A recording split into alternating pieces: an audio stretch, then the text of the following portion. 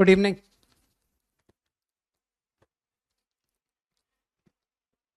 Exercise 1 है ना, circles. 11 to 15, any doubt? 11 to 15, 14। Gradient, gradient slope को कहते हैं, ठीक है ना।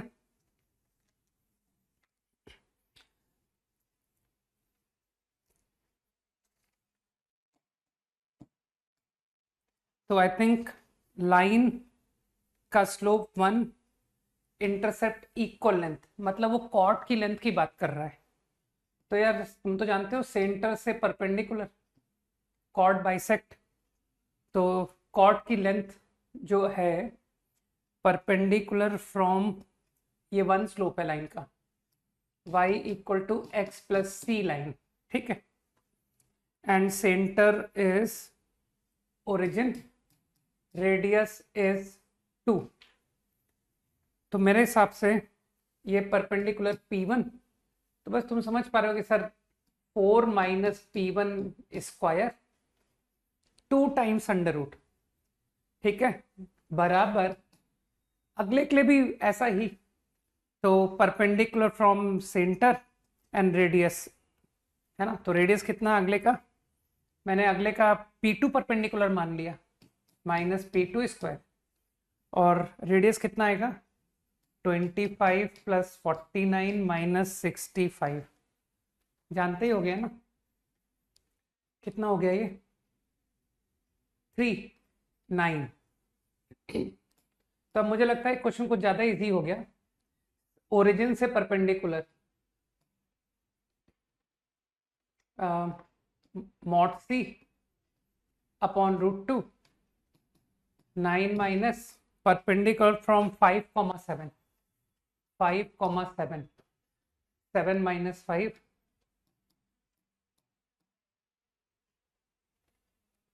ठीक है,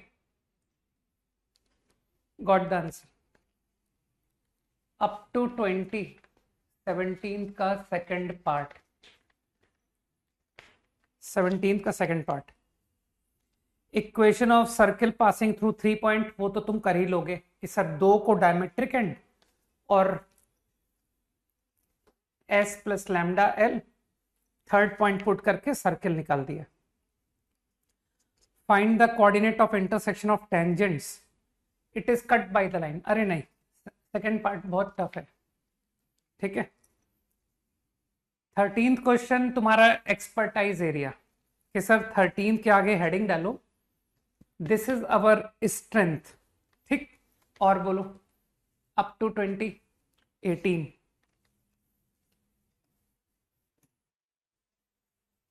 है ना। ये तो ड्राइंग का क्वेश्चन था।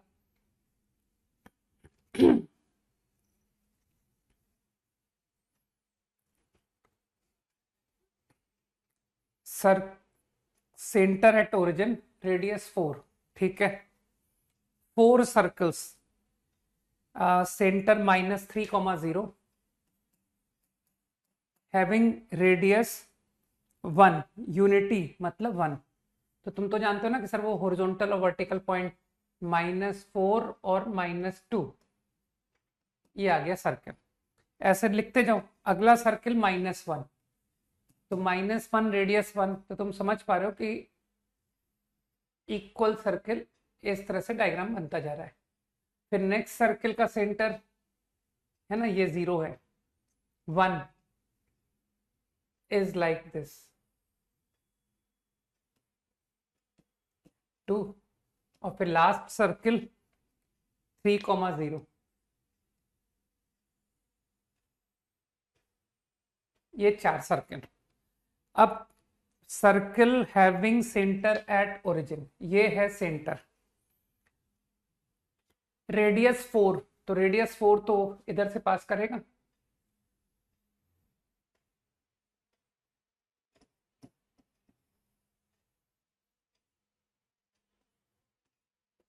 ठीक है। नाउ कॉर्ड पी क्यू, अच्छा ये 4 circles A B C D, ठीक है, इस chord P Q of S, S ये सर्किल है, touches the circle B, circle B कौन सा है, ये है circle B, and passes through centre of C, ये सेंटर ऑफ सी मतलब 1,0 से पासिंग एंड टचिंग टेंजेंट। तो तुम तो समझदार हो कि सर ये है वो कॉर्ड,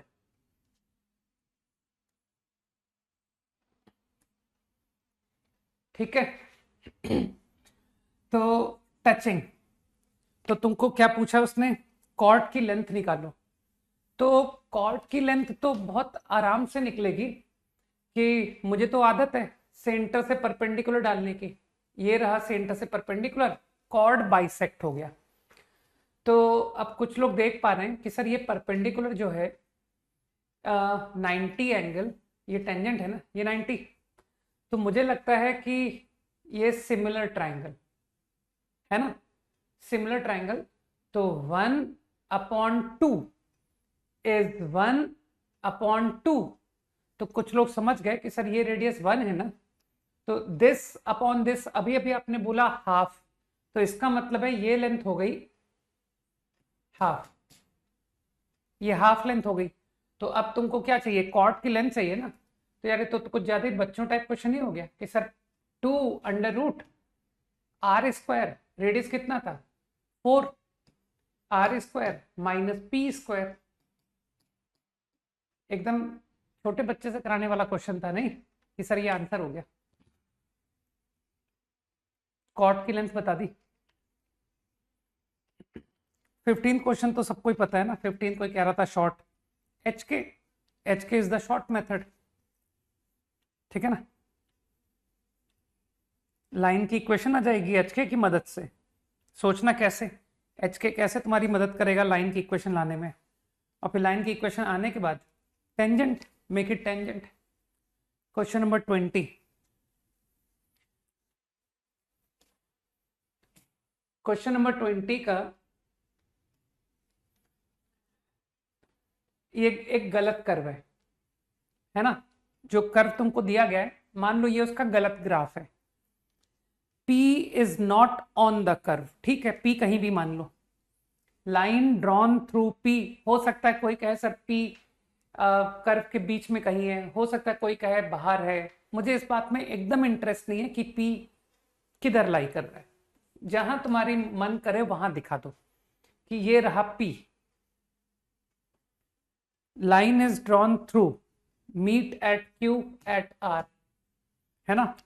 अब एक काम करो, इस सवाल का मुझे टू द पॉइंट अप्रोच लिखो, क्योंकि मैं देखना चाहता हूं कि कितने लोग इस क्लास से कुछ कर पाएंगे, इस प्रॉब्लम में किस आइडिया का यूज करने जा रहा हूं मैं क्विकली।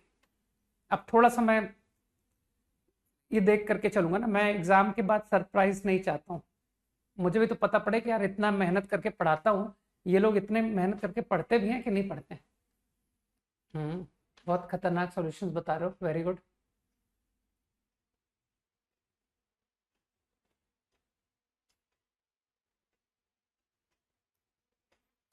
ओके, नंदिनी, और कोई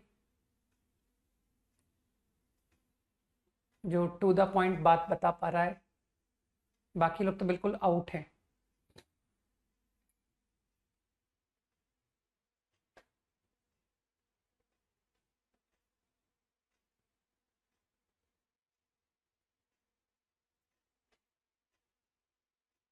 सुधांशु,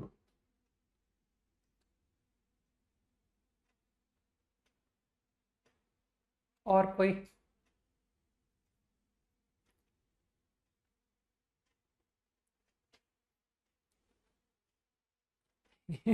मैं चूज करूंगा, सुधांशु अब तुम कंफ्यूज हो, है ना। मेरे ख्याल से अगर इतनी सी बात क्लिक ना करें कि sir P Q distance, P R distance, और अभी भी तुमको ये बात क्लिक ना करे कि मुझे पैरामेट्रिक फॉर्म लगाना चाहिए, तो कहीं कुछ ब्लंडर है ना। तो P एक नोन पॉइंट है, नोन पॉइंट, तो मैंने कुछ R distance alpha plus R cos beta plus R sine को कर्व की इक्वेशन में पुट कर दिया, है ना। एक R1 डिस्टेंस, एक R2 डिस्टेंस, तो r प्लस कॉस का whole square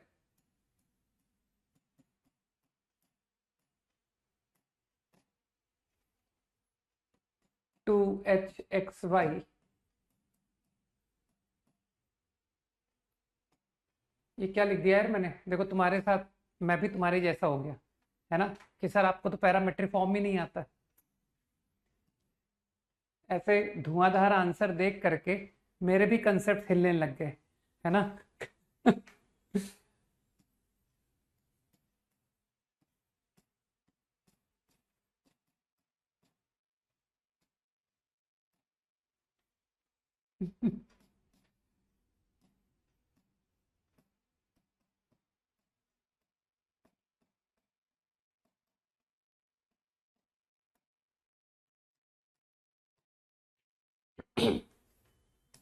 beta plus R sign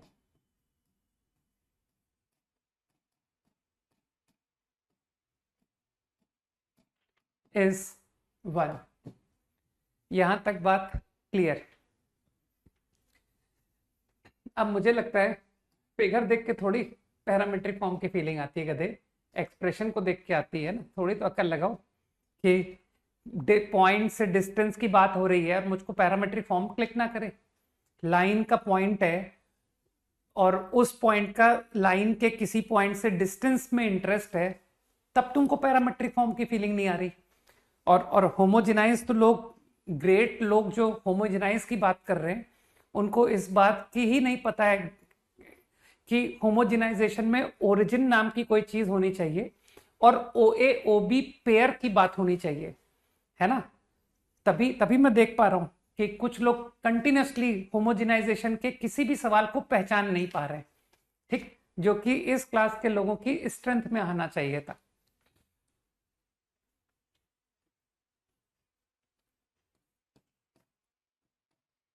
ठीक है, तो कुछ इक्वेशन कुछ कलेक्ट हो गया।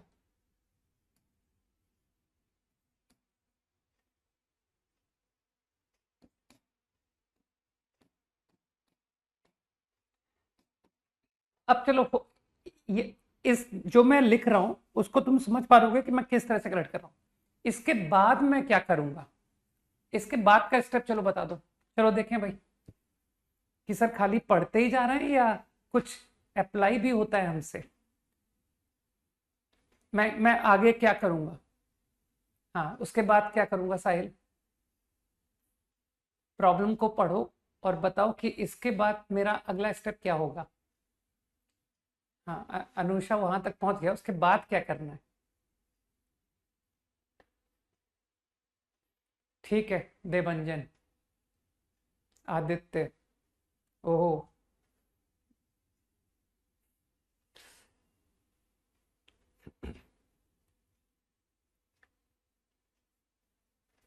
ठीक है, नंदिनी एंड देवंजन, और एनीबडी एल्स।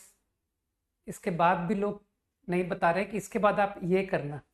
ठीक है, तो कुछ लोगों ने मुझे बताया है कि सर इसके बाद प्रोडक्ट ऑफ रूट यूज होगा क्योंकि P Q into P are, और ये जो P Q into P are है वो आर वन आर टू है। हाँ उसमें ये जरूर कह सकते हो कि सर आर वन या तो पी क्यू है या माइनस पी क्यू है, इस बात का कंफ्यूजन छोड़ देना। ठीक, तो कोई बात नहीं, तुमको P Q into P R चाहिए ना, तो मैं मॉड ले लूंगा कि sir mod R one R two, इस पर मेरा ध्यान है। तो क्वाड्रेटिक का प्रोडक्ट ऑफ रूट मेरे ख्याल से तुम लोग आज भी जानते होंगे कि कैसे निकालते हैं। कांस्टेंट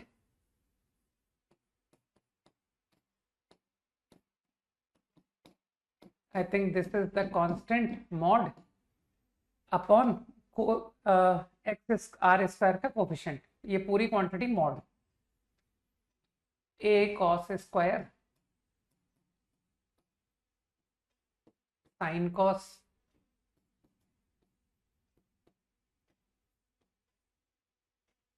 बीटा स्क्वायर, क्या कर रहा हूं मैं, बी साइन स्क्वायर। हाँ, अब इसके आगे की मैनिपुलेशन बताओ, आगे की मैनिपुलेशन बताओ, यहां तक पहुंच गया मैं। इस एक्सप्रेशन को तुम क्या चाहते हो बताओ, what do you expect from this relation. सवाल की मीनिंग को सेटिस्फाई करने का क्या तात्पर्य है। ठीक है समर्थ,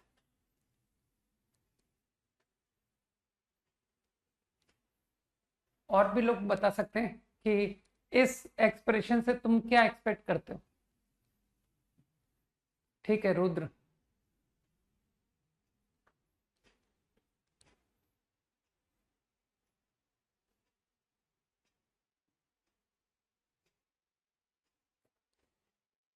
नंदनी, अब उसके लिए जिनको समझ में आ गया है कि वो क्या चाहते हैं इस क्वांटिटी से, अब वो उसके आगे की स्टेप लें कि अब ऐसा करने के लिए मुझे क्या करना चाहिए। ठीक है प्रणय, नक्षत्र, हाँ अप्रतिम, ठीक है ओके। तो कुछ लोग समझ चुके हैं, right, and they are saying कि लाइन वेरी हो रही है ना, लेकिन P एक फिक्स पॉइंट है, P एक फिक्स पॉइंट है मृण्मय, है ना। तो लाइन वेरी का कारण जो है वो थीटा होगा, है ना, क्योंकि उसका इंक्लिनेशन चेंजिंग होगा ड्यू टू थीटा। तो मेरे ख्याल से थीटा वेरिंग है, तो मुझे ये कांस्टेंट चाहिए फॉर एवरी पोजीशन, तो इसे इंडिपेंडेंट ऑफ थीटा। नहीं, आंसर नहीं चाहिए मुझे, मुझे मैनिपुलेशन का हिंट चाहिए कि व्हाट टू डू नेक्स्ट। तो संभव है कि कुछ लोग मुझे बता पाए कि सर इसे डायरेक्ट पीछे से आंसर देख के नहीं, इसे एक्सप्रेशन को देख के मन में विचार आ रहा है कि चलो 2 थीटा में कन्वर्ट कर लो। ये देखो साइन 2 थीटा है, और जब 2 थीटा इसे लिखा है तो इसे भी 2 थीटा लिख लो यार, है ना, कहां समय लगता है। तो न्यूमरेटर को तो छोड़ो, उस वो तो बेचारा इंडिपेंडेंट ऑफ थीटा ऑलरेडी है। तो a 1 plus cos 2 theta by 2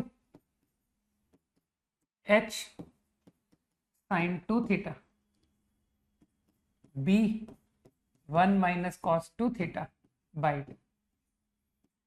अब मेरे ख्याल से अब तुम इजीली बोल सकते हो कि सर इंडिपेंडेंट ऑफ थीटा के लिए make coefficient of sine 2 theta, make coefficient of cos 2 theta 0। तो इफ आई डू दैट, तो coefficient of cos a minus b is 0, sine is 0, तो your curve becomes a circle. I think यही concept होता है for 2 degree.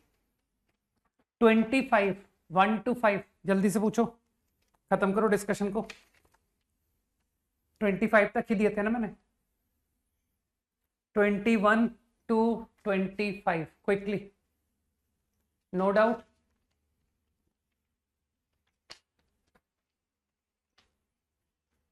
Twenty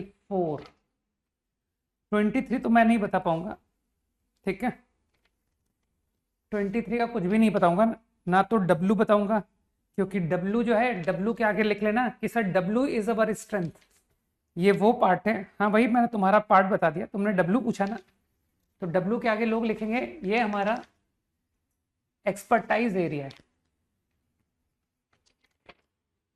22 लोगों से बन चुका है, passing through touches the circle, है ना। तो 22 एक सिंपल सी बात है, ओरली सोचो, एक सर्किल को अगर टच कर रहा है 1,1 पर, तो वो जो 1,1 पर जो 2 सर्किल है, क्या उन दोनों की कॉमन टेंजेंट होगी, चाहे कैसा ही डायग्राम हो कि सर एक्सटर्नल हो या इंटरनल हो, they will get common tangent. तो कुछ लोग पता क्या करेंगे, इस पॉइंट पर टेंजेंट लिख देंगे टू गिवन सर्किल, और एक बार गिवन सर्किल को, हाँ सही कह रहे हो सुधांशु, चलो तुम्हारा तो स्ट्रेंथ हुआ, एटलीस्ट कुछ लोग तो हैं, है ना। तो I think at a point tangent, और फिर इसके आगे की स्टोरी तुमको सबको पता है कि सर इसके बाद हमें पता है कि अब क्या करना है। जब हमने टेंजेंट लिख दी तो मेरे ख्याल से कुछ लोग समझ गए कि sir touching the line at the given point वाला आइडिया यूज करके सर्किल पहुंच जाऊंगा। ध्यान आया? S plus lambda L, point circle, lambda line, और फिर लैम्डा निकालने की तो है ना कंडीशन 2 3। 24 बोला था ना। 24 circle meeting the given circle, okay, x square y square a square को स्ट्रेट लाइन मीट कर रहा है 2 पॉइंट पर at equal distance from x1 y1 on circumference.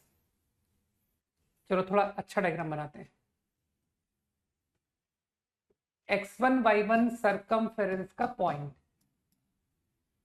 तो सवाल का मतलब जिन लोगों ने समझ लिया कि सर ये डिस्टेंस और ये डिस्टेंस इक्वल है, और वो भी डी डिस्टेंस, ठीक।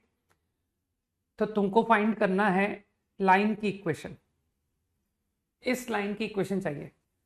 तो जो थोड़ा सा गौर करके देखेंगे लोग, वो कहेंगे सर इस सर्किल की इक्वेशन क्यों नहीं लिख देते हो आप क्यों नहीं x1 y1 को सेंटर और रेडियस d लेके एक सर्किल लिख दो। सोचो सोचो। अब कुछ लोग समझ गए कि सर इसका नेक्स्ट स्टेप है कॉमन कॉर्ड। अब आप कॉमन कॉर्ड कीजिए और आंसर सोचो। Given circle, dotted circle, right common chord, your answer. Easy.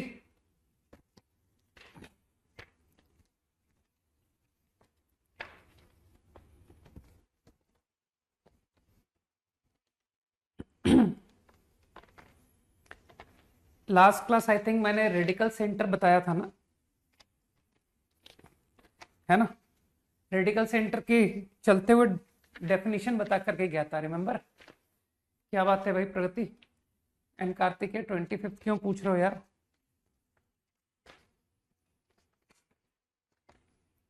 Radical axis of circles touches. अरे ठीक है ना यार, ये 2 सर्किल की रेडिकल एक्सिस में तुमने गलती कर दी होगी। तुमने एक्स स्क्वायर वाई स्क्वायर का कोफिशिएंट ही नहीं लिखा होगा 1। तो पहले तो दोनों की सर्किल की इक्वेशन एस फॉर्म में लाओ, S1 माइनस S2 लिख दो, है ना? कि सर अब रेडिकल एक्सिस आ गया। अब तुमको मालूम है कि नहीं कि रेडिकल एक्सिस अगर टच करती है तो परपेंडिकुलर फ्रॉम सेंटर बराबर रेडियस होता है। तो अब एक काम करना, -1, 1 से परपेंडिकुलर ड्रॉप करना और बराबर 1 कर देना, तो होपफुली तुम्हारा क्वेश्चन हो जाएगा। ठीक है?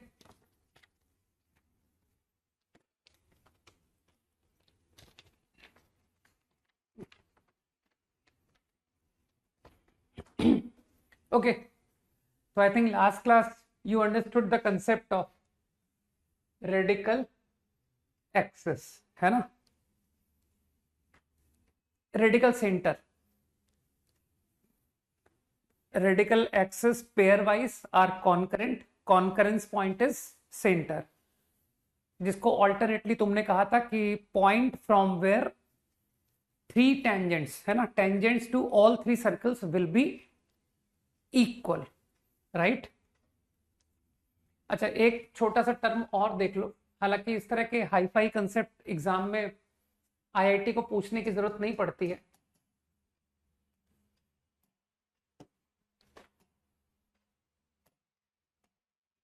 Coaxial system of circles.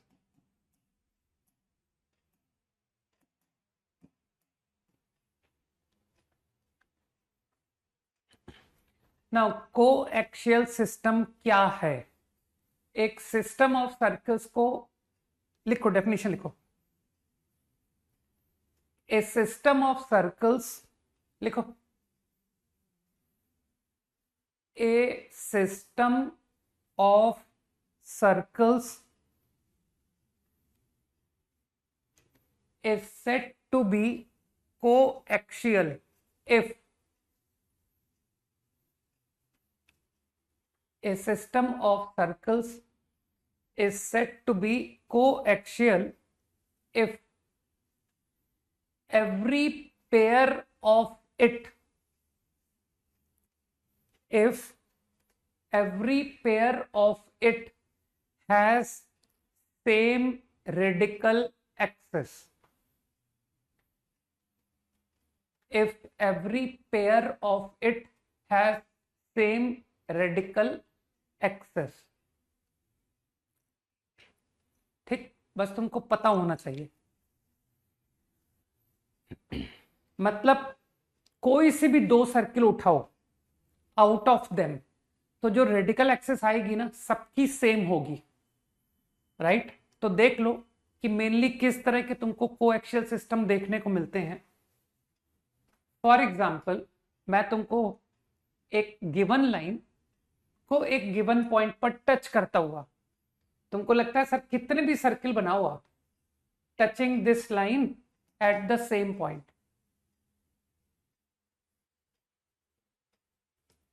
जितना मर्जी बनाओ, सही है?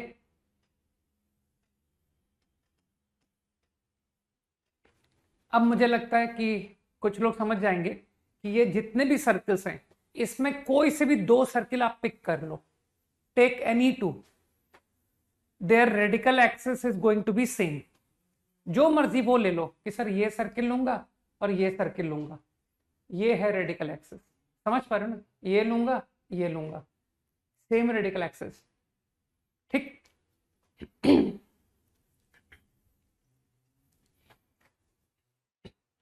नाउ एक और केस बताता हूं, मतलब दिमाग में रख सकते हो कि सर मेनली दो तरह के कोएक्सियल सिस्टम देखने को मिलते हैं, touching the line at the same point as well as having same common chord. देखो ये कॉमन कॉर्ड देख लो, सर ये है कॉर्ड। अब सेम कॉर्ड को लेके तुम जितने मर्जी सर्किल बनाओ,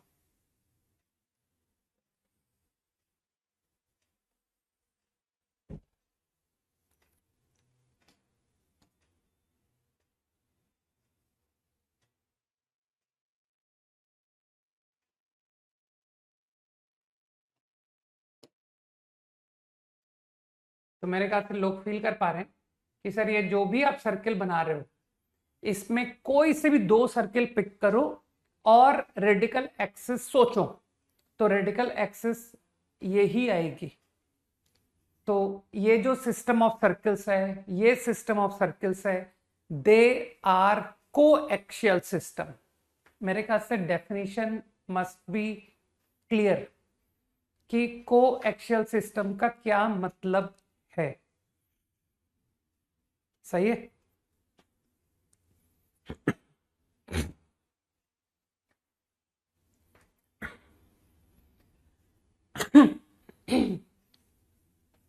idea clear?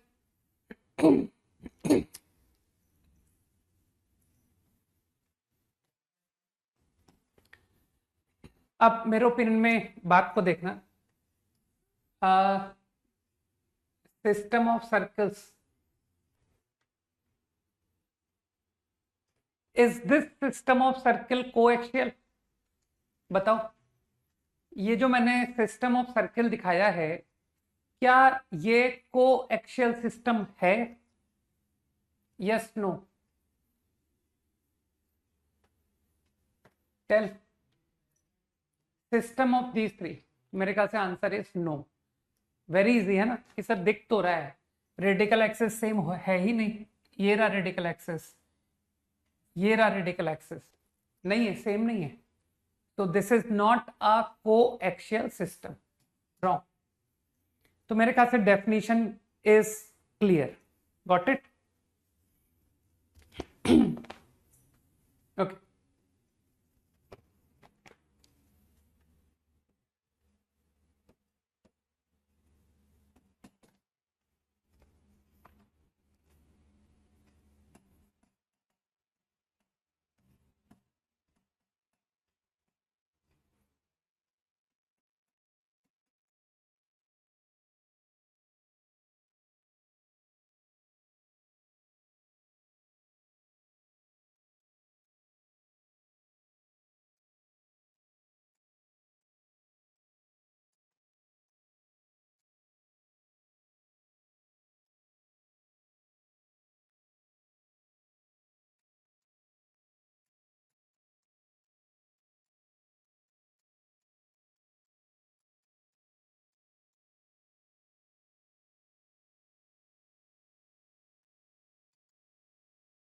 Sorry,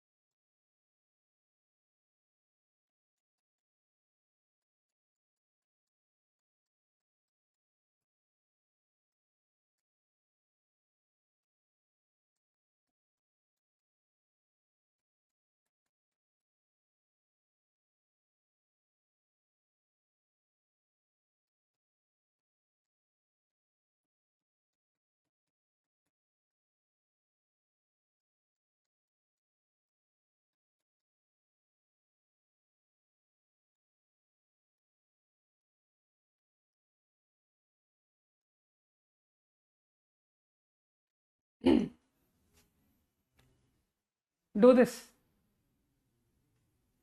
30 seconds to copy.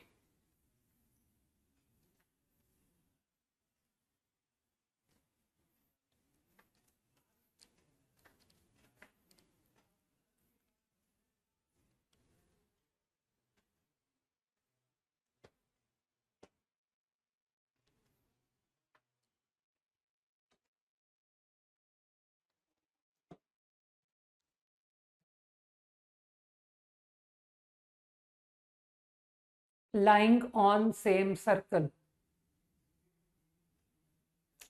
ठीक है आदित्य, गुड.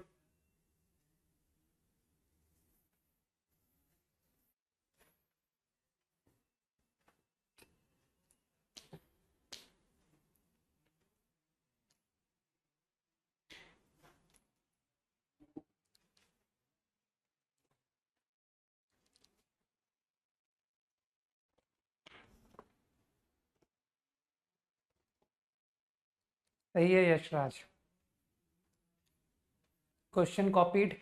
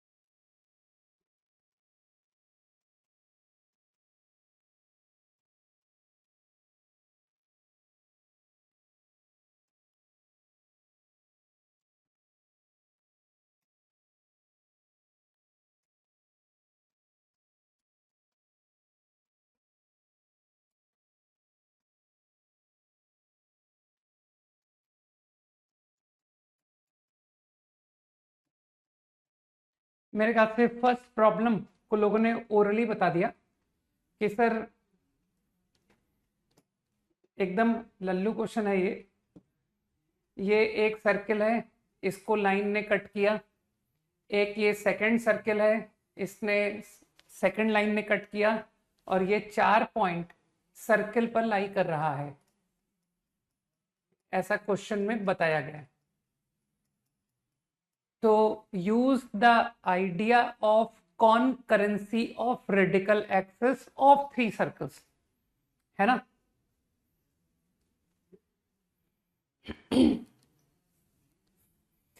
तो S1 समझ पा रहे हो ना कि sir dotted circle and this circle radical axis, ये रहा रेडिकल एक्सिस.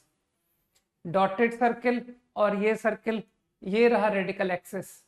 और एक तीसरी रेडिकल एक्सिस जो तुमको दिख नहीं रही है वो दिखा देता हूं कि सर ये डार्क सर्किल और डार्क सर्किल की रेडिकल एक्सिस.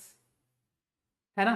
तो हम जानते हैं कॉनकरेंसी ऑफ 3 रेडिकल एक्सिस, सबको पता है ना, 3 सर्कल्स के radical axis taken pair wise are concurrent. तो मानते हो using the idea of concurrency, क्या ना सर ये आंसर। अरे ये जो व्हाइट रेडिकल एक्सिस है, ये व्हाइट रेडिकल एक्सिस के ही तो कोफिशिएंट्स हैं, S1 माइनस S2। अरे सर्कल की इक्वेशन नोन है भाई सर, ये इक्वेशन आपकी S1 माइनस S2 से 2G1 माइनस G2 X। कुछ लोग समझ गए बात को। और रही बात बाकी के 2 रेडिकल एक्सिस, सर ये रहे LX MYN PX QYR। तो I think question is correct, आपने बिल्कुल सही सवाल पूछा। ठीक, कुछ करने को था ही नहीं, खाली स्टेटमेंट बोलना था, concurrency of radical axis, problem over.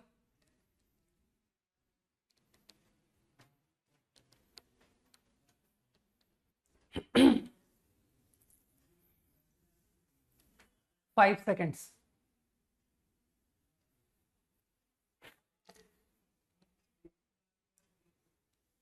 Done. Next.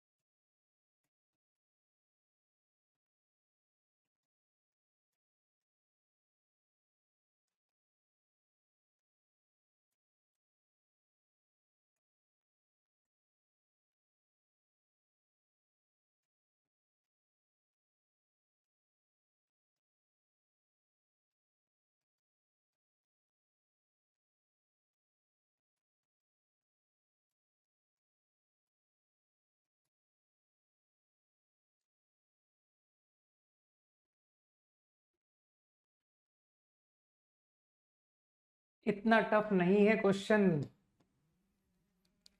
तुम लोग डायग्राम बनाया करो यार। ट्राइएंगल,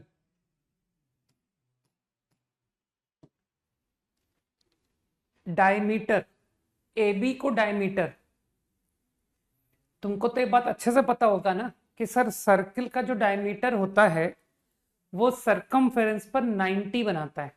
सही कह रहे हो राहुल? ठीक है। हाँ, एंड क्षितिज, मनन। तो मेरे ख्याल से चलो ए बी को डायमीटर लेके सर्किल बनाते हैं। तो कुछ लोग मेरी इस बात को एग्री करेंगे कि सर वो जो सर्किल है ना वो इस पॉइंट से पास करेगा, altitude from B as well as altitude from A, इन दोनों पॉइंट से वो पास करेगा। तो that circle having A B as diameter, ये रहा वो सर्कल। तुम तो जानते हो मैं इस पावरफुल प्रॉपर्टी का बहुत ज्यादा यूज करता हूँ, है ना।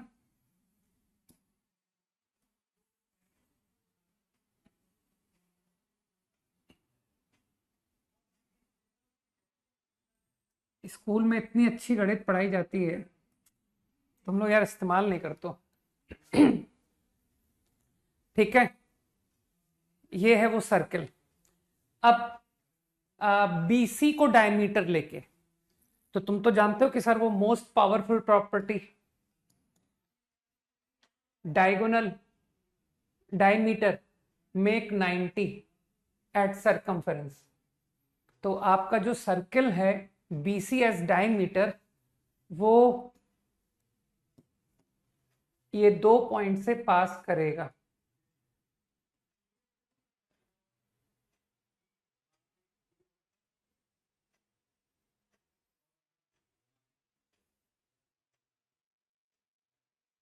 एग्री?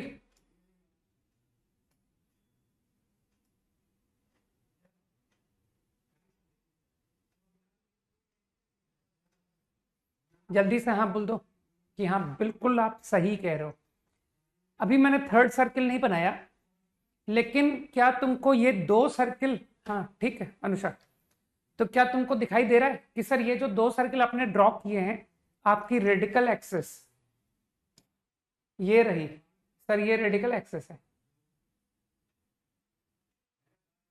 तो क्या फील कर पाए कि सर रेडिकल एक्सिस तो एल्टीट्यूड है, तो क्या by similarity similarly you will prove कि सर इसका मतलब है बाकी के 2 भी पक्का रेडिकल एक्सिस आ रहे होंगे, सॉरी एल्टीट्यूड आ रहे होंगे। तो कई लोग बात को समझ गए कि your radical axis is the altitude. तो भाइयों रेडिकल सेंटर क्या होगा? Ortho centre. तो सर ये सवाल भी आपका सही था। Your problem is again correct. ठीक है ना, बोनस नहीं था ये क्वेश्चन, सही सवाल। प्रॉब्लम खत्म।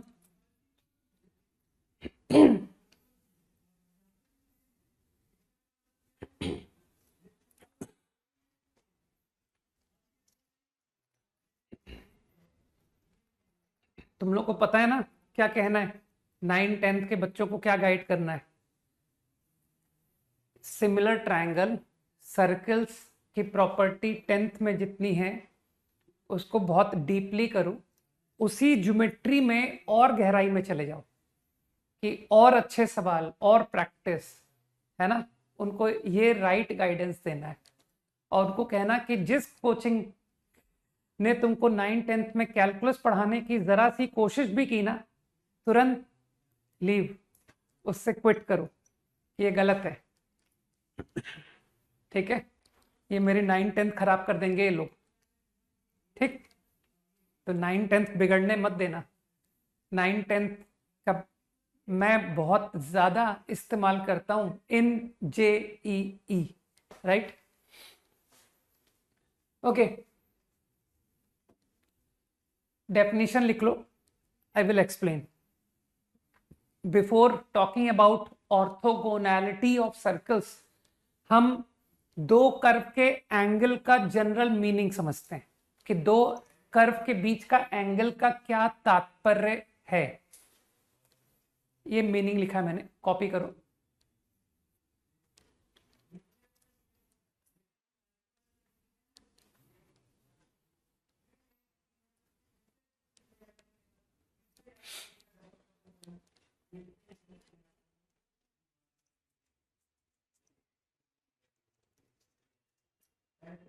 अच्छा बता दिया था मैंने, ओहो तो रिपीट हो रहा है। कोई नहीं, फटाफट एक फास्ट रिपीट, है ना। ये 2 कर्व है, हाँ याद आ गया मुझे, एसएल लोनी में क्वेश्चन था। गुड यार, चलो कुछ लोग क्लास में वाकई में रेगुलर हैं, है ना, उनको पता है कि सर आप पीछे सारे चैप्टर्स में क्या पढ़ा के आए हो। बहुत अच्छी बात है, गुड। तो I think you all understand कि एंगल बिटवीन 2 कर्व्स, ये डेफिनेशन है, straight forward definition, is the angle between tangents 2 curve at intersection point, है ना। और उस मोमेंट तुमने एंगल बिटवीन लाइंस का फॉर्मूला सीखा नहीं था। अब तुम्हारे पास एंगल बिटवीन लाइंस का फॉर्मूला है कि सर मैं टेंजेंट का स्लोप निकाल लूंगा m1 m2 और फिर m1 minus m2 upon 1 plus m1 m2 से प्रॉब्लम हो जाएगा। सही है? तो एंगल बिटवीन टेंजेंट्स, और कई लोग समझ गए कि जो एंगल टेंजेंट के बीच में होता है वही नॉर्मल के बीच का होता है, कि सर इस लाइन को परपेंडिकुलर, है ना। तो वही 10th क्लास में फिर आ गया मैं कि सर ये 10th क्लास ज्योमेट्री बार बार आ जाती है कि y angle between normals and y angle between tangents is the same. This angle plus this angle is 90 and this angle plus this angle is also 90. तो देखिए आपके टेंजेंट का angle और आपके normal का एंगल बराबर है। ठीक। नाउ अब सर्कल की बात करते हैं। ठीक। तो एंगल बिटवीन सर्कल, तुमको लगता नहीं कि sir angle between two circles निकालना बहुत इजी हो गया, है ना। ऑब्वियसली ये सवाल तुमसे तभी पूछा जाएगा जब दो सर्किल इंटरसेक्टिंग होंगे, अदरवाइज तो इसका मीनिंग ही नहीं है। ठीक। To circles intersecting, right. तो तुमको लगता नहीं कि सर, मैं तो आपको बहुत जल्दी बता दूंगा कि दो सर्किल नोन है, नोन सर्किल का एंगल कितना होगा। तो कई लोग कहेंगे कि सर सर्किल गिवन का मतलब है I know centre, I know radius. हाँ बोलो यार, सर्किल गिवन है भाई, C1 का कोऑर्डिनेट पता है, C2 पता है, रेडियस पता है ना। तो इसमें तुमको लगता नहीं कि sir angle between normals will be a good idea, है ना, कि गो फॉर नॉर्मल के बारे में सबको ज्ञान है कि सर नॉर्मल सेंटर से पासिंग लाइन होती है, डायमीटर होती है, तो पॉइंट ऑफ इंटरसेक्शन को ज्वाइन कर दीजिए to C1, point of intersection को ज्वाइन कर दीजिए टू C2 और चलो ये एंगल निकाल दो। हाँ बोलो जल्दी, ये एंगल बिटवीन नॉर्मल्स है कि नहीं? तो सबको नजर आ रहा है? से यस। तुम्हारी चैट डिसेबल हो गई यार, इतना इतना अच्छा पढ़ाया कि इतने सारे लोगों ने यस लिखा कि चैट डिसेबल हो गई। चलो आ गई, यस आ गई, गुड। तो आई थिंक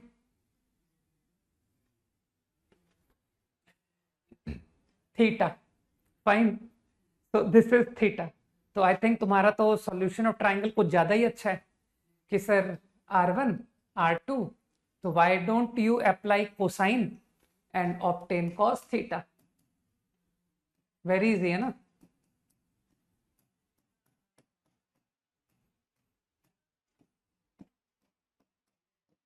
मत याद करना। हाँ, क्या याद करेंगे कि सर कुछ तो याद करेंगे यार, ये याद करो,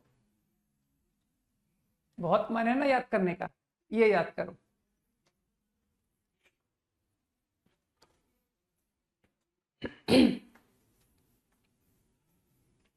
नहीं, मैंने तो किसी भी दो सर्कल के एंगल की बात की है। Any two intersecting circles if given, then how to obtain angle between them. So this is the idea. Easy.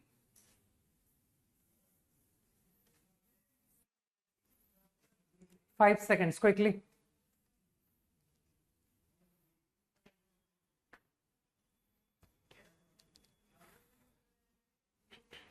Okay. Now let's talk about orthogonality of two circles.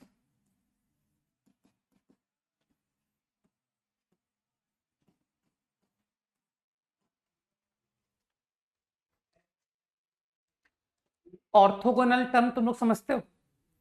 Perpendicular, perpendicular को हम लोग orthogonal भी कहते हैं। तो now to circles orthogonal, now let's obtain relation. What should be the condition? So we are given that two circles G1 F1 C1 G2 F2 C2। ये तुम्हारे circles दे दिए मैंने। I want to obtain the condition so that two circles are orthogonal, है ना।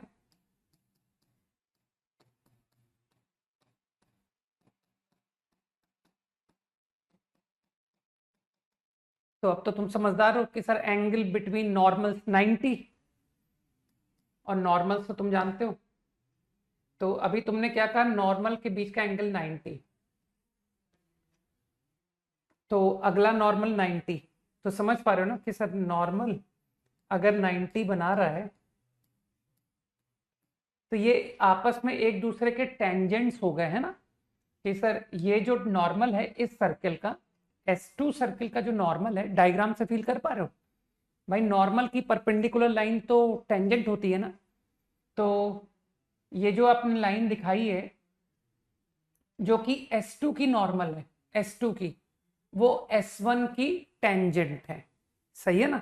और इसी तरह से ये जो लाइन है ये S1 की नॉर्मल है लेकिन S2 की टेंजेंट, फील कर पा रहे हो। तो तुम तो सीधा मुझको पाइथागोरस ही तो लिखवा रहे हो, है ना, कि सर पाइथागोरस डायरेक्ट लगाइए R1 R2, राइट।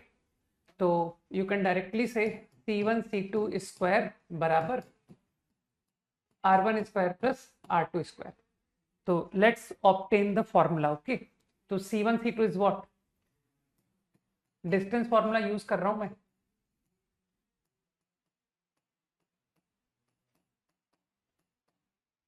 G1 माइनस G2 square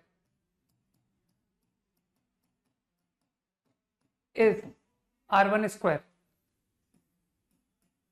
plus R2 square.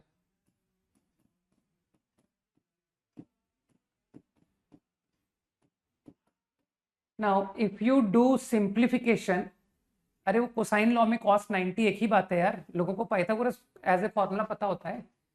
तो I think if you simplify you get the result 2G1 G2 plus 2F1 F2 बराबर C1 plus C2।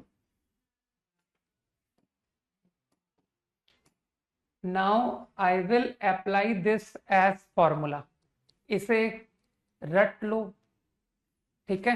तो आगे मैं डिराइव नहीं करूंगा, I will directly apply condition of orthogonality of to circles. तो as formula use करूंगा quickly.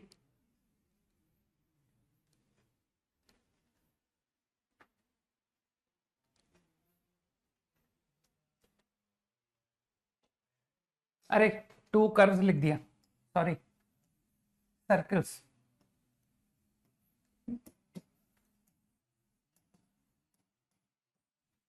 हमने condition circle के लिए निकाली है, ठीक है ना।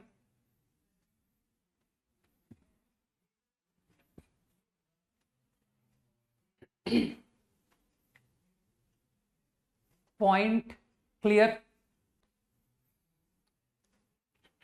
चलो एक अच्छी, तुमको बहुत अच्छी प्रॉपर्टी बताता हूं, लिखो, नोट बनाओ, नोट,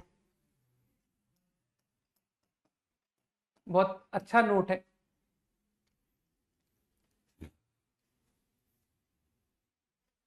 सब कुछ ठीक लिखा हुआ है ना, no mistake, don't worry.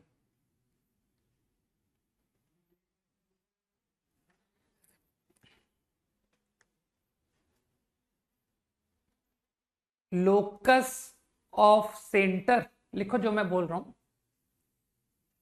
Locus of, अच्छा अच्छा अच्छा अच्छा, ठीक है ठीक है ठीक है, वेट, हैप्पी, ये मिस्टेक सही कर लो भाई, है ना। इस तरह की गलतियां मैं करता रहता हूं, नहीं, अब सही हो गया। हाँ लिखो, नोट लिखो, locus of centre of circle, locus of center of circle which is orthogonal to which is orthogonal to two given circles, which is orthogonal to two given circles, is their radical axis, is their radical axis. Locus of center of circle which is orthogonal to two given circles. अरे locus of circle, center of circle which is orthogonal to two given circles. Orthogonal is their radical axis. ठीक है,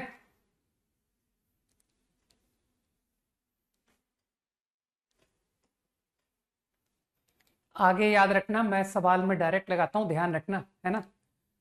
तो सबसे पहली बात इसमें समझने की ये है कि मुझको दो सर्किल दिए हुए हैं, G1 F1 C1, G2 F2 C2, given circles.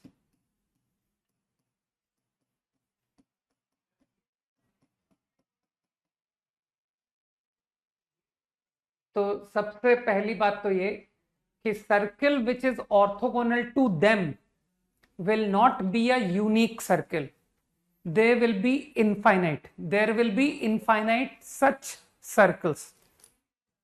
ऐसे बहुत सारे सर्कल्स होंगे, है ना।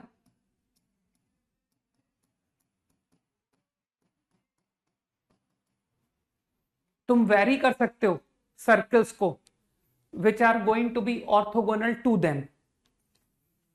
तो तुम तो जानते हो कि सर लोकस का सवाल आप कैसे करते हो, हमें अच्छे से पता है। आप कोई एक सर्किल दिखा दोगे कि यार ये है one of the circle which is orthogonal to them, ठीक। अब क्योंकि ये सर्किल वेरी कर रहा है तो इसका सेंटर वेरी करेगा, सही है ना। तो मुझको इसके लोकस में इंटरेस्ट है, सी के।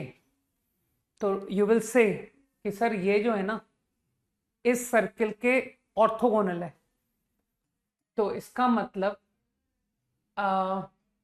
नॉर्मल, फील करो यार, नॉर्मल फीलिंग तो लानी पड़ेगी ना कि सर डायग्राम कितना भी बुरा क्यों ना बना लो, फील हम कर लेंगे। C1 सही है ना, यही मतलब होता है ना ऑर्थोगोनल का, कि एंगल बिटवीन नॉर्मल्स इज 90। इसी तरीके से एंगल बिटवीन नॉर्मल्स, कुछ ज्यादा गंदी ड्राइंग बनाई है लेकिन फिर भी तुम लोग फील कर लेना कि सर बढ़िया है, अच्छी है, ठीक।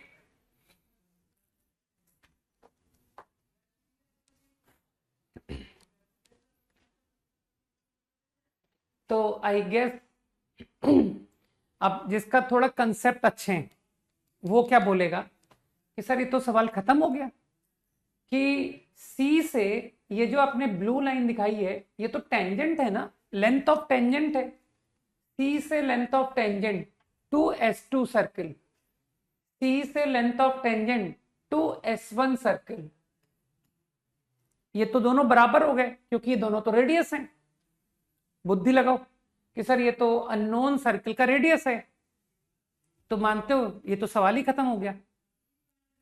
पॉइंट जिससे टेंजेंट इक्वल पड़ती है दो सर्किल को, ऐसा पॉइंट रेडिकल एक्सिस पर लाई करता है। सोचो सोचो, आराम से सोचो इस बारे में।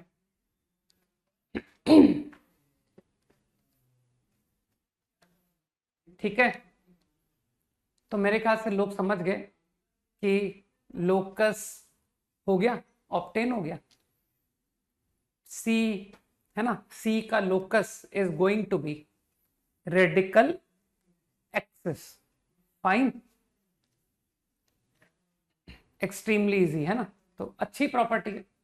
और जो लोग थोड़े फॉर्मूला बेस्ड वाले लोग होते हैं कि सर हम फॉर्मूले से रट के करने वाले लोग, वो कैसे करेंगे, तो वो लोग कहेंगे कि देखो इसको ना जीएफसी सर्किल मान लो।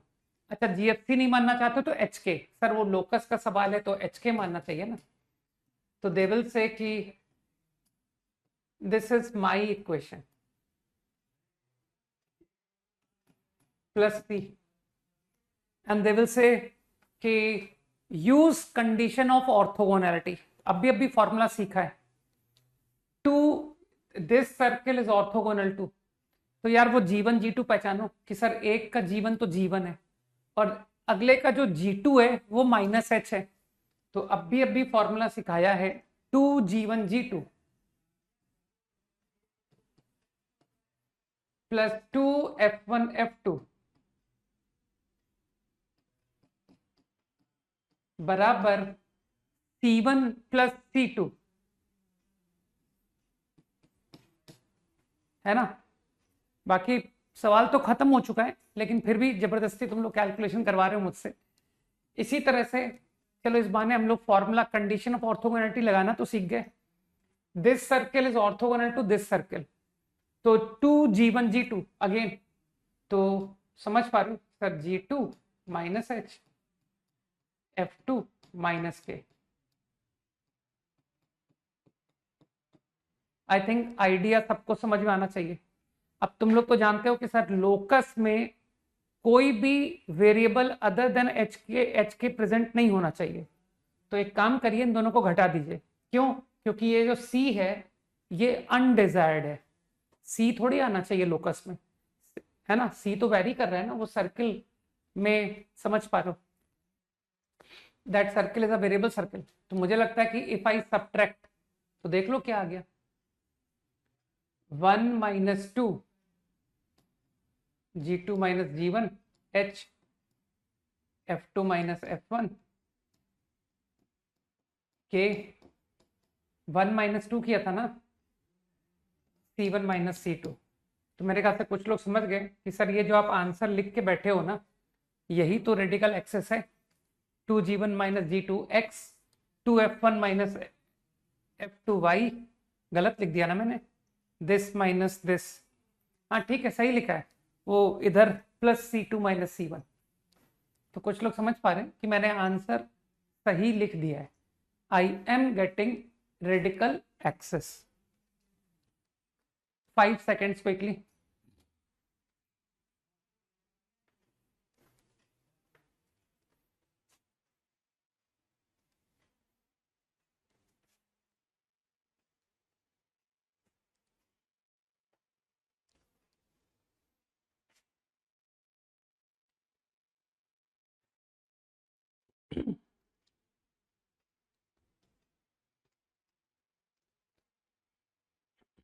Done, okay.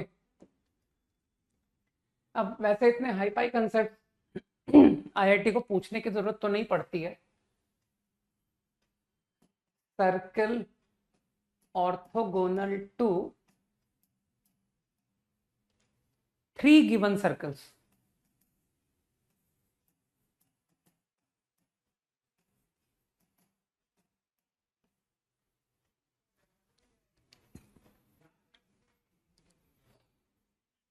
मुझको 3 सर्कल्स गिवन है, I want to obtain orthogonal to them.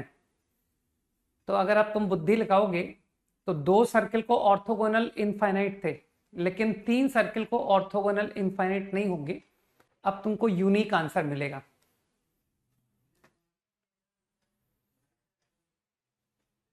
Circle 1, circle 2, circle 3, S1 0, S2 0। मन में सोच लेना sir G1 F1 C1, G2 F2 C2, G3 F3 C3।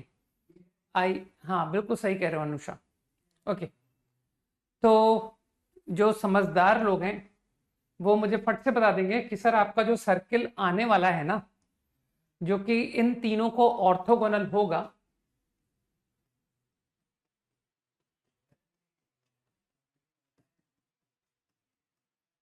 उसका जो सेंटर है,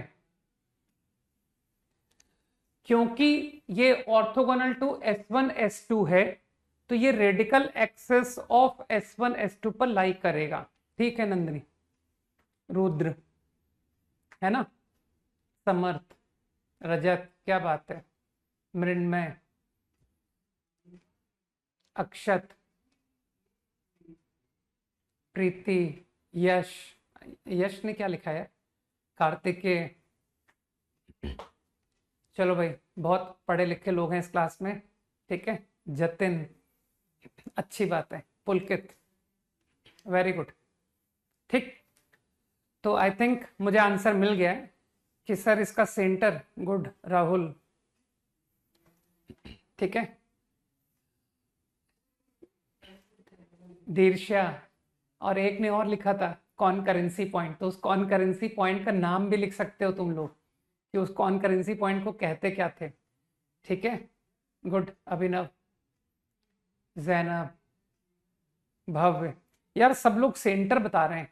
अब सेंटर का बहुत लोगों ने आंसर दे दिया, मुझे लग रहा है मुझे पूरी क्लास ने आंसर दे दिया। ठीक है, अब मैं नाम भी नहीं पढ़ पा रहा हूँ, है ना, प्रगति एंड, बस अब ठीक है। तो आई गेस कि सेंटर सबने बता दिया। अब रेडियस भी तो कोई बताओ कि सर सेंटर तो रेडिकल सेंटर है, क्योंकि ये S1 S2 की रेडिकल एक्सिस का पॉइंट है, क्योंकि ये S1 S3 की रेडिकल एक्सिस का पॉइंट है, इसका मतलब है कि आपका सेंटर रेडिकल सेंटर हो गया, है ना। तो दिस इज रेडिकल सेंटर। तो अगर कहीं कैलकुलेशन करनी पड़ी तो तुम लोग कर लोगे कि सर हम रेडिकल एक्सिस 2 लिख लेंगे, कोई 2 रेडिकल एक्सिस बहुत है, और उसका इंटरसेक्शन सॉल्व कर देंगे। सही राहुल, यशराज, गुड, भौमिक। तो मेरे ख्याल से radical centre is the centre of circle, सही। और रही बात रेडियस की, तो समर्थ बता रहा है, अक्षत बता रहा है, यशराज बता रहा है ना, कि सर ये जो आपकी लेंथ ऑफ टेंजेंट है ना, length of tangent from centre, वो रेडियस है। आपने सी निकाल लिया, आई एम कॉलिंग सी, तो वन कैन सी कि length of tangent is radius, got it. तो सेंटर से किसी भी सर्किल को लेंथ ऑफ टेंजेंट डाल दो, वो ही रेडियस है। Idea clear I think.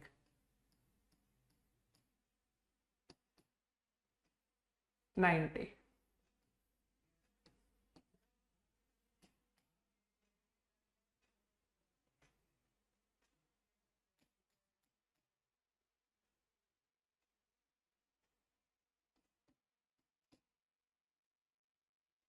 Fine, हाँ, length of tangent is radius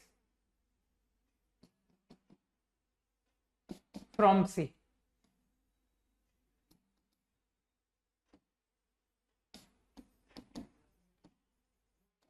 two any of S1 और S2 और S3, सही है ना। किसी भी सर्किल पर टेंजेंट डाल दो, वही लेंथ, वही रेडियस है। इजी, तो बिल्कुल सिंपल कैलकुलेशन प्रॉब्लम, कि हमको ऑर्थोगोनल टू 3 सर्किल अगर पूछेगा तो हम बता देंगे कि what is your answer. 5 seconds quickly,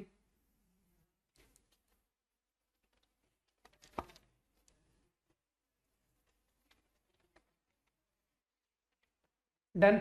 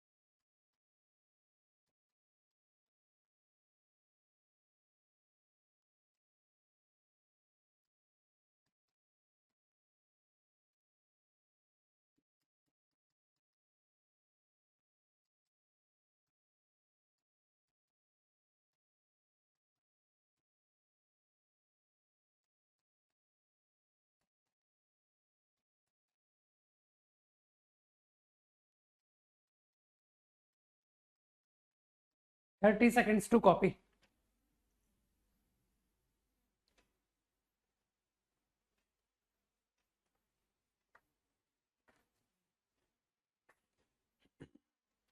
Quickly.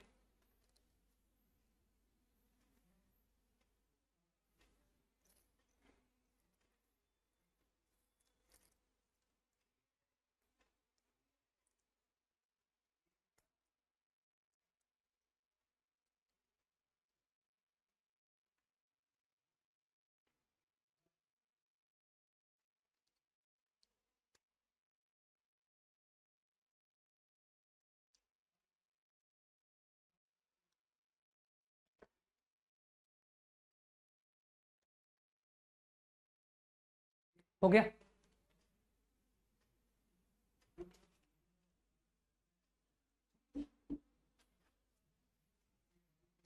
बिल्कुल परफेक्ट रुद्र.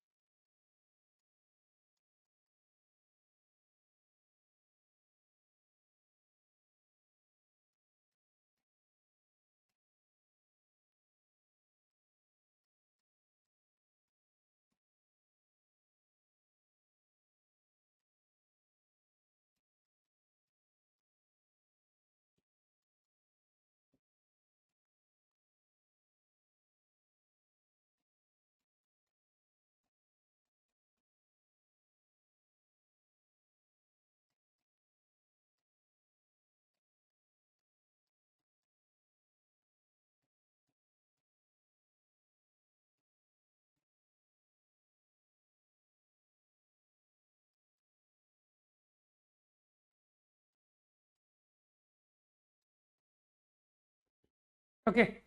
पिछला क्वेश्चन तो मेरे ख्याल से लोगों ने बता दिया मुझे आंसर, है ना? हाँ, सही कह रहे हो अनुषा. तो to circles orthogonal,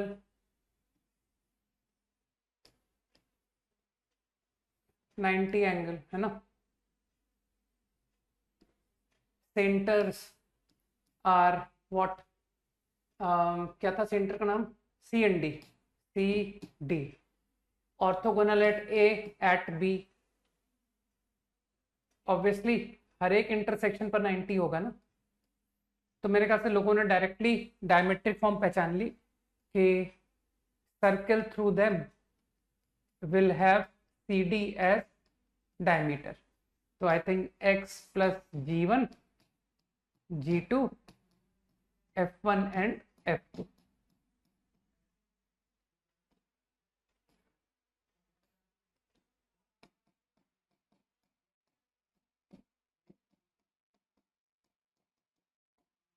answer 5 seconds quickly. था ना बहुत इजी क्वेश्चन. सही है जैनब. सभी ने आइडेंटिफाई कर लिया आई थिंक, है ना? यशराज सभी ने पहचान लिया. गुड. अप्रतिम. Okay, next. अगला अच्छा क्वेश्चन है. अगले क्वेश्चन में बस मुझको इतना समझा दो कि क्या तुम इसका मतलब समझ चुके हो ना कि वो जो दो सर्किल है 0 a 0 minus A, each circle पर लाई कर रहा है. ठीक है, ऐसा नहीं कि this point lies on one circle and this point lies on other. ऐसा मैंने नहीं कहा. मैंने कहा है ये दोनों ही पॉइंट S1 पर लाई कर रहे हैं, ये दोनों ही पॉइंट S2 पर लाई कर रहे हैं. ऐसा मैंने कहा है. करो प्रॉब्लम करो.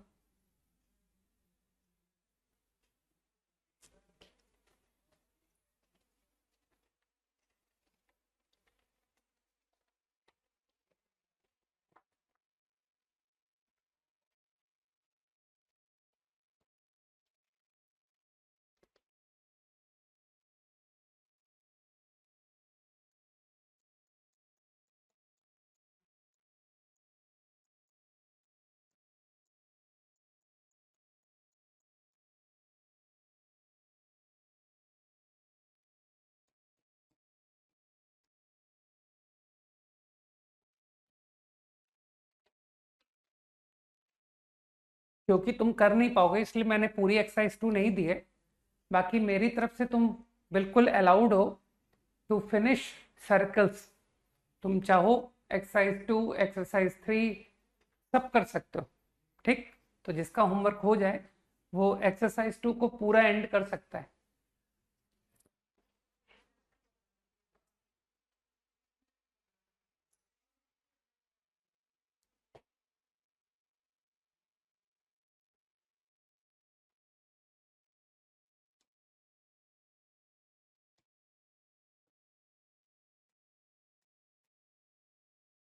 एक छोटा सा अनइम्पॉर्टेंट सा भी आइडिया बता देता हूँ।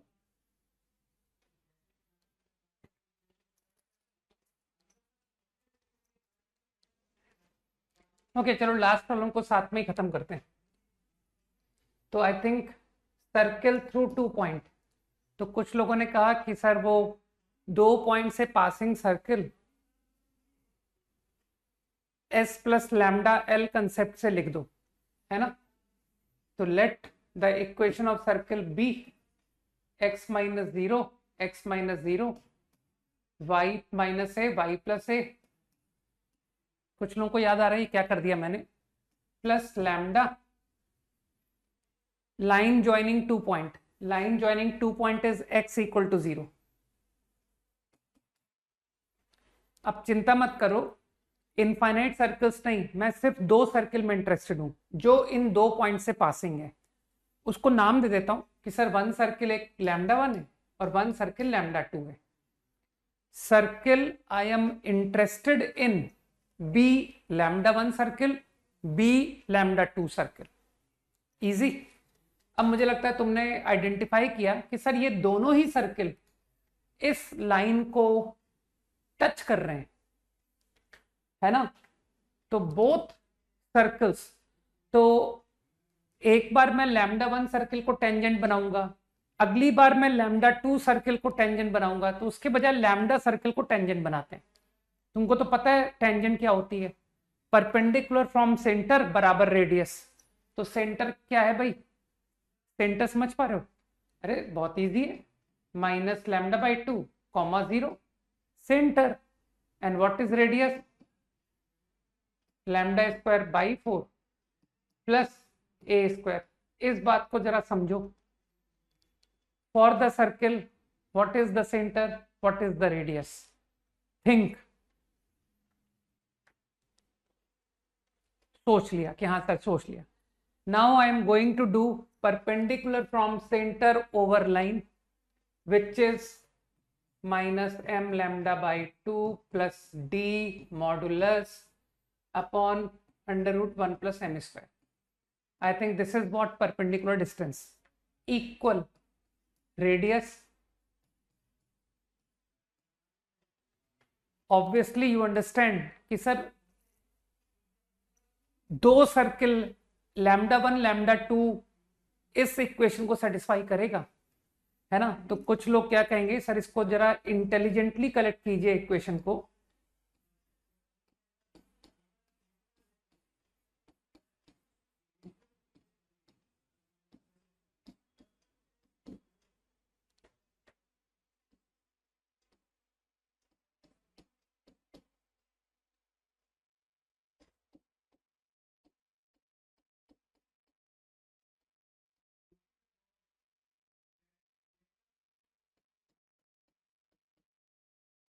तो इंटेलिजेंटली कलेक्ट, लोगों ने इसको लैम्डा में क्वाड्रेटिक रीड कर लिया, सही है ना।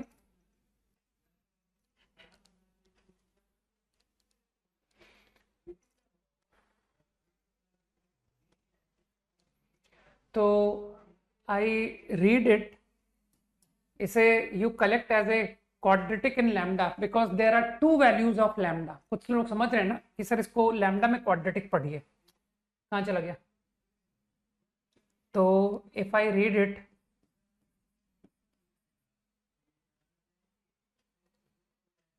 प्लस कांस्टेंट कितना आएगा यार, ए स्क्वायर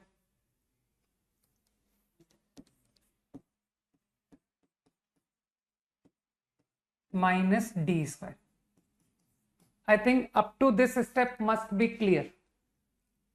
ठीक, कि आफ्टर रीअरेंजमेंट अब तुम समझ पा रहे हो कि मैंने इस इक्वेशन को एक क्वाड्रेटिक लैम्डा में रीड किया है, तो यू विल अंडरस्टैंड कि इस क्वाड्रेटिक के दो root, one is lambda one, one is lambda to.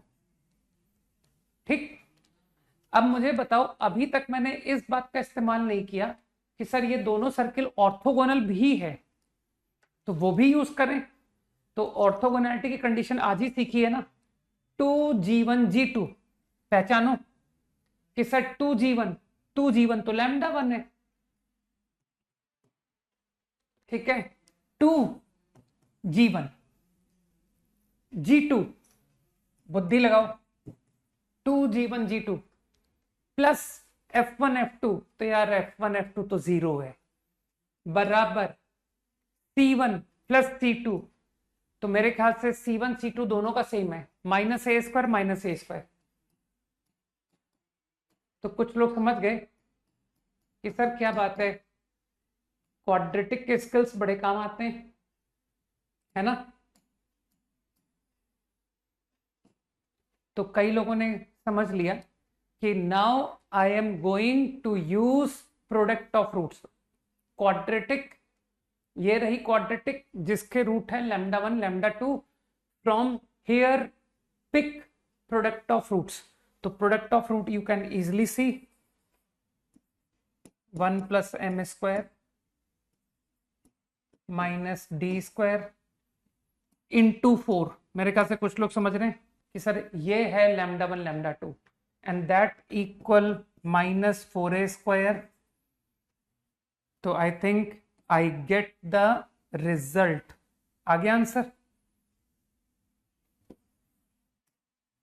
Good problem, है ना। बहुत सारे अच्छे कंसेप्ट्स को एक साथ उठाया।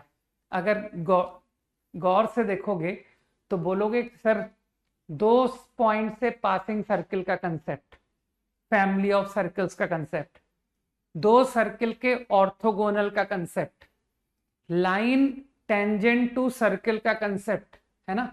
तो ऐसे ही सवाल आईआईटी में मिलते हैं जहां पर बड़ा जबरदस्त मिक्सिंग होती है ना, कि not a single concept, multiple concepts are used in the problem. अच्छा क्वेश्चन था। चलो क्विकली एक आखिरी पॉइंट बता दूं तो तुम्हारा चैप्टर इज नाउ ओवर। तो आउट ऑफ सिलेबस बात को मैंने थोड़ा आखिर में रखा, ठीक है, लेकिन फिर भी जानना इंपॉर्टेंट है ना। तुम तो जानना कि सर मुझे पोलर का ज्ञान है। नॉट ओनली सर्कल, किसी भी 2 डिग्री, है ना, केवल सर्कल की बात नहीं कर रहा हूं। ध्यान रखना, तुमको कई सारी बातें जो हम सर्कल्स में पढ़ के आए हैं, यही बातें तुमको पैराबोला एलिप्स हाइपरबोला में रिपीटिशन मिलेगा। तो वहां पर मेरे लिए बहुत आसान होगा क्योंकि मैं तुमको बहुत अच्छे से सर्कल्स में पढ़ा चुका हूं। ठीक, तो जो भी डेफिनेशन मैं बता रहा हूं is not only for circle, is for every 2 degree curve. ठीक,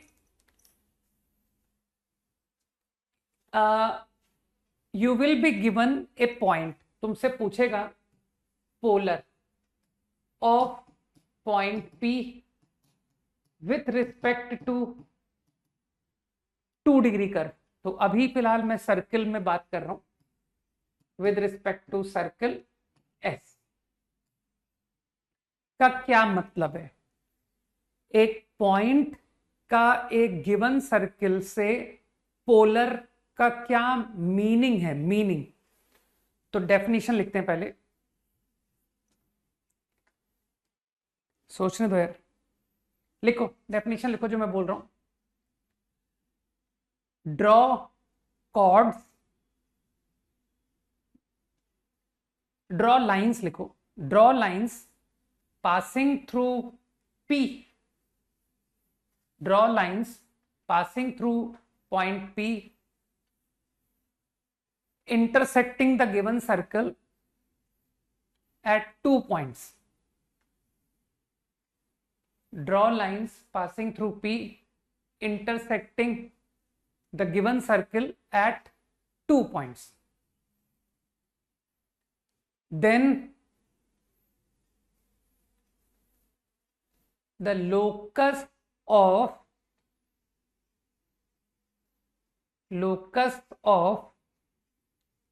intersection of tangents, locus of intersection of tangents drawn at those drawn at intersection points, locus of intersection of tangents drawn at the intersection points is called polar. Locus of intersection of tangents drawn at intersection points is said to be polar of P with respect to given circle. And the point P is said to be the polar, pole, and the point P is said to be the pole, P-O-L-E, is said to be the pole of the polar. Point P is said to be the pole of the polar with respect to given circle. With respect to given circle. तो चलो quickly बात को समझते हैं. 5 second definition को पढ़ लो चाहो तो एक बार.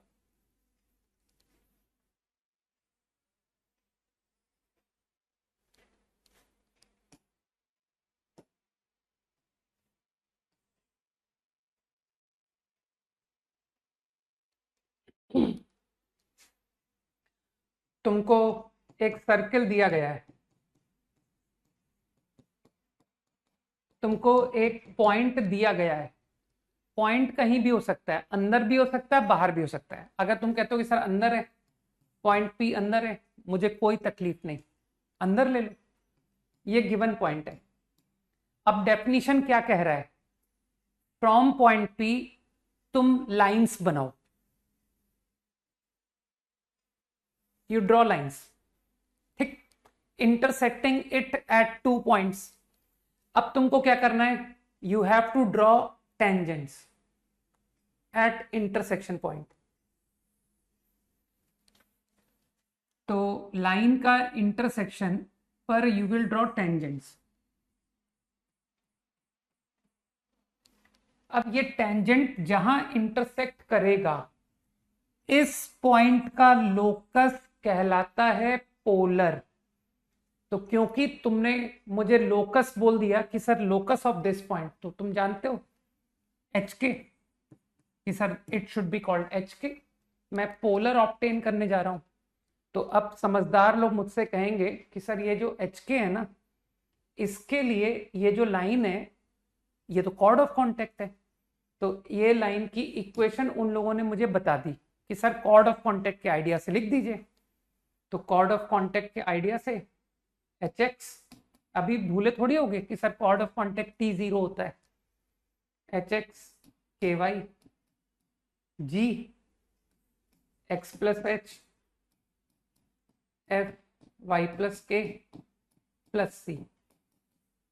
अब तुम्हारे में से कुछ लोग कहेंगे कि सर ये जो कॉर्ड ऑफ कॉन्टेक्ट है ना, अल्फा बीटा इस लाइन पर लाई कर रहा है, तो अल्फा बीटा को पुट कराइए, पुट अल्फा बीटा. तो got a relation like this.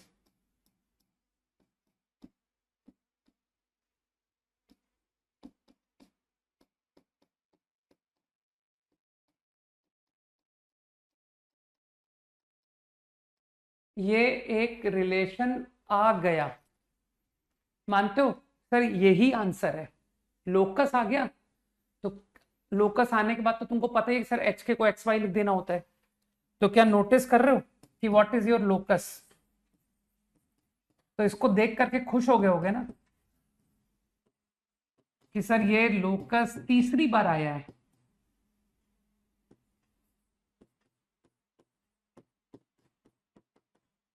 है ना, कि सर ये आंसर हम थर्ड टाइम देख रहे हैं कि अरे यार ये तो T0 है ना, तो कितना इजी हो गया ना, रटना कितना इजी हो गया कि अरे पोलर की इक्वेशन क्या होती है, T0। जिस भी पॉइंट का लोकस पूछा है ना, उसका मतलब पॉइंट जिसका पोलर पूछा है, पोलर की इक्वेशन तो T0 आ रही है। तो इतना तो तुम समझ गए ना कि सर पोलर एक लाइन है, अरे आंसर ये लीनियर ही तो है। Polar is what, straight line whose equation को रटना बहुत इजी है कि सर ये आंसर हम 3 जगह पढ़ चुके हैं, equation of tangent, chord of contact, and now same formula serves polar also। ठीक, तो ये पोलर रट लोगे, बिल्कुल रट लोगे। और सबसे इंपॉर्टेंट बात है डेफिनेशन रटना जरूर इंपॉर्टेंट है कि सर कोई भी 2 डिग्री है, कोई पॉइंट है, तो हम डेफिनेशन आगे कभी नहीं भूलेंगे कि पोलर होता क्या है। पोलर होता है यहां से डिफरेंट कॉर्ड बनेगी, इंटरसेक्शन पर टेंजेंट बनाया जाएगा, टेंजेंट के इंटरसेक्शन को पोलर कहा जाता है, लोकस। इस पॉइंट का लोकस कहलाता है polar, which comes out to be a line whose equation we remember by the formula T0। ठीक, और अब ये जो भी पोलर आ गया है ना, कुछ ड्रॉ कर दूं कि सर मान लीजिए ये पोलर है, मान लीजिए ये आपका पोलर है, तो इस पोलर के लिए with respect to given circle, ये जो पॉइंट P है ना, ये सॉरी ये पॉइंट P खुद कहलाता है pole. Point P is said to be pole. समझ गए? तो मिलेंगे क्वेश्चंस मिलेंगे, तो मेनली 2 तरह के सवाल होते हैं, एक पोल दे दो और पोलर निकलवाओ, या उल्टा सर पोलर दे दो पोलर दे दो और पोल निकलवाओ। समझ गए? तो चिंता की कोई बात नहीं है, राइट। एक सवाल हमने कभी सर्कल्स में किया था जब हमें पोल पोलर की डेफिनेशन नहीं आती थी, ठीक है, तो हमने एकदम नॉर्मल थॉट से किया था, तुमको याद दिलाता हूं। चलो, एक सवाल था कि सोचने दो क्या सवाल था। एक सर्कल है, उसके ऊपर ये लाइन भी गिवन थी, इसकी इक्वेशन दी हुई थी, है ना, you are given the equation, you are given the equation, और फिर तुमसे सवाल पूछा गया था from every point on this line chord of contact will be drawn from every point, है ना, पेयर ऑफ टेंजेंट बनाएंगे, फिर chord of contact फॉर्म होगी, ठीक है। फिर तुमसे पूछा गया था कि प्रूव करो all chords of contact will pass through a fixed point, ठीक है, कि वो सारी कॉर्ड्स ऑफ कांटेक्ट एक फिक्स पॉइंट से पास करेंगी, ऐसा प्रूव करो। तो अब तुम्हारी थिंकिंग आज जाके डेवलप हुई है, तो अब तुम पता क्या कहोगे कि सर उस फिक्स पॉइंट को मान लीजिए, है ना, जहां तुमको अच्छा लगे वहां बना लो।